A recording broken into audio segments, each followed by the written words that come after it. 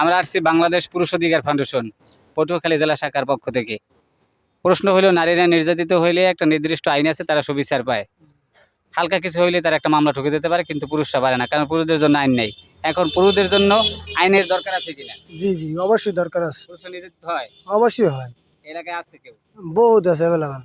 ধন্যবাদ। বাংলাদেশ পুরুষ অধিকার ফাউন্ডেশন থেকে আসছি। পুরুষের নির্যাতনের কোনো ঘটনা আছে? পুরুষে নির্যাতন ঘটনা আছে। নির্যাতন হয় পুরুষ? হ্যাঁ। নারীরা তো হালকা কিছু হইলে একটা যৌতুকের মিথ্যে মামলা দিয়ে দেয়। অবশ্যই। মামলা হয় যৌতুকের মিথ্যে মামলা? হ্যাঁ, অবশ্যই মামলা হয়। আইনের দরকার আছে।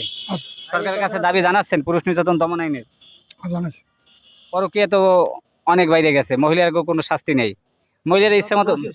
মহিলারা ইচ্ছা মতো পরকীয়া করবে, কোনো শাস্তি নেই, কিন্তু কোরআনে তো উভয়ের শাস্তি। পরকীয়ায় মহিলাদের শাস্তির দরকার আছে কিনা? অবশ্যই আছে। ধন্যবাদ। ধন্যবাদ।